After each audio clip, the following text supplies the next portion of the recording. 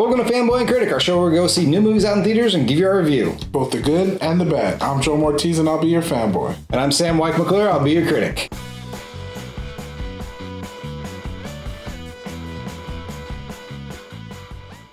This week on Fanboy and Critic, we went to go see Dune Part 2, directed by Denis Vileneuve, and starring Timothée Chalamet, Josh Brolin, Zendaya, Rebecca Ferguson. It keeps going. Yeah, it's a long list. Austin Butler, Christopher Walken, Dave Bautista, Florence Pugh. I got most of them. Yeah. Sounds Skarsgård. Sounds Skarsgård. And if you don't know what Dune is, there was a first part a couple years ago, and it's based on Frank Herbert's sci-fi epic that inspired so much sci-fi today. Okay, Jay, part 2. We didn't wait that long for part 2, but it felt long because the first one was so good. Yeah. How did Denis Vileneuve do bringing it back?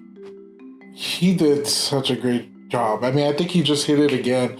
What I was most impressed about, I mean, I know you said we didn't wait that long, but it did feel very long. But like right when this movie started, I felt like I was back in it. It felt the same feeling, like the continuity of it was just great. Like, I can't explain it. Like in other movies or, you know, the part 2 or the part 3s, they always feel different in a sense, but this felt like they shot everything all at once. And that's what I really liked about it. Don't try to impress anyone. Everything just looks so good. I can't explain it. He's a master of the craft. Yeah. You know, the one thing I want to critique is that I mean, based on the trailer, it seemed like there was going to be more of a romance between Zendaya's character and Timothée Chalamet. Yeah. And that kind of fell off for me because I was expecting a lot more, and I felt like it was like they gave us one very good moment and it was just like, all right, that's it. They give us a good solid foundation of like these people are falling in love. Yeah. And then like the rest of the movie you're just supposed to like ride on what they set up in that little stretch. Yeah. That's exactly what they did. But I mean, that's not what this is about. So they get straight to the point of what's the real, you know, the big picture on what Dune is about. Maybe I'll show you the way. There were so many epic scenes in this, I feel like. I don't know if it was as much as the first one, but very epic scenes. The worms, there's just certain battles that were very epic, very great, and just like power moves. I feel like every side in this whole war of theirs, everyone had a power move and like a power play. And it was just like counter after counter and just things happening. It was just so good. It was very good. But now it's my job to critique it. It was very good. I do have some critiques though. I do think you're right. It didn't feel like the romance was taking center stage. And I think a lot of the character stuff went to the side because it was all plot. Yeah. It was like very plot heavy where the first one was... It had a good amount of plot too, but it was very character driven, I felt like. The writing was not quite as good. Yeah, we were talking about that. The writing just, it didn't hit the same. The first one, there was a lot of space in between the lines of what the characters were saying. This one was just like, no, I'm saying what I'm thinking a lot. And the first one, while it did have to have a certain amount of exposition just to explain the world and get people into it, it never felt like exposition. That's true. And I think... going into this, they were just like, you know what it is, keep up. Kind of, yeah. But then at the same time, I felt like there was a lot of exposition because they had to shoehorn in like a lot of the Fremen's religion stuff. True. And they didn't do it subtly at all. They were just like, this is what it is. This is what these people believe. This is what these people believe. And we're like, you know, these people are, you know, maneuvering through that. I'm trying not to give too much away, so I sound really freaking cagey. But, you know, everybody's having to deal with the religion in different ways, but they're not subtle about it. They're just like, this is what we're doing. Yeah. And I don't exactly remember how the first book ended because I read all 5 or 6 of them and they all kind of blend together. So I don't really remember how the first book ended, but this did not feel like the way the first book ended. It felt a lot different. I felt like they were setting it up for a saga that's going to veer at least somewhat away from the books, because there's no way I think you get into book 2 with how this movie ended. Oh wow! So they're probably gonna crunch it into one to be honest, I feel like the ending felt a bit sloppy. It felt like we have to kind of get all of this in, but then at the same time, it didn't really feel complete. It felt like, okay, what's next? That's what I was kind of feeling. Yeah, I felt like I wanted more out of it, but at the same time, like it's like I can accept it. Like, okay, this is it. Oh, also, you don't need Austin Butler. I'm sorry, you don't need him. Like, yes. Oh, his character. Yeah, Fade Rotha is an important character in the books and in the older Dune movie. Just crunch him into Dave Bautista's character because he was in the first one. You didn't need to introduce a new character. You already have that in Dave Bautista. Just make that one character. They didn't need all that setup. It added to the They made Dave Bautista look really weak in this one, just so to pump up.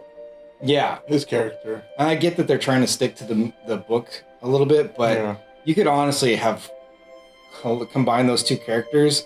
It would have been fine, and the result would have been the same because we had to spend so much time getting to know Fade Rotha, and it didn't ultimately like make a difference if it would have been Dave Bautista's character or not. And honestly, I feel like it was almost weaker because Paul Atreides he's never met this guy before. Yeah. He's had no interactions. This guy wasn't even part of the Harkonnens that betrayed him. He was off planet. So it's like he didn't really have any sort of animosity towards this guy, antagonism towards Paul Atreides.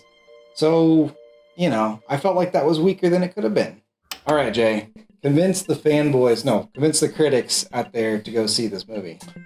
Critics, you're going to want to see this movie just because you've seen the original Dune and how much of a statement that made in the sci-fi movie making world. And I think... Wait, which original Dune? The original the David Lynch? Yeah. Oh, okay. Yeah, I think that really paved the way of, what these new sci-fi movies are and what they turned out to be. And I think this Dune series made that same statement. So you got to check it out. This is another great sci-fi. Fanboys, I can't convince you. The only thing I can convince you of is that it's 3 hours long. And don't you have better things to do with your time?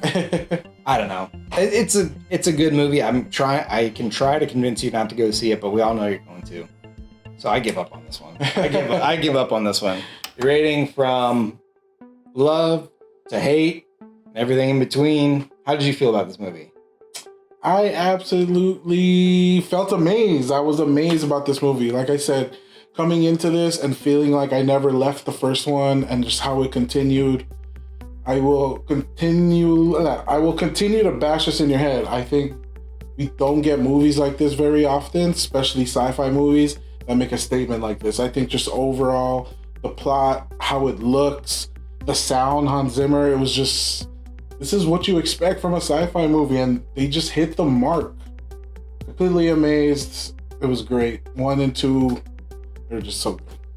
I agree. They were quite good. Denis Vileneuve he's the go-to sci-fi guy of our generation. Like, it doesn't get much better than him. Yeah.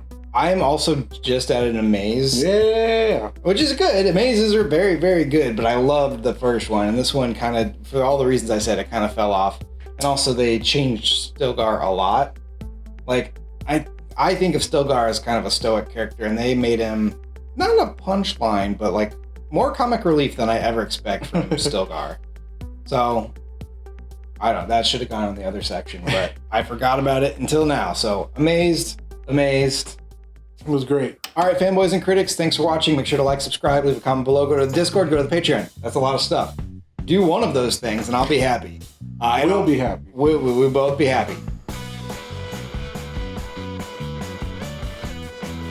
And also, there are a bunch of new Dune videos on our channel that don't have to do with the movie really, but the board game Dune, and they are right here. I put them over your face, apparently. I know.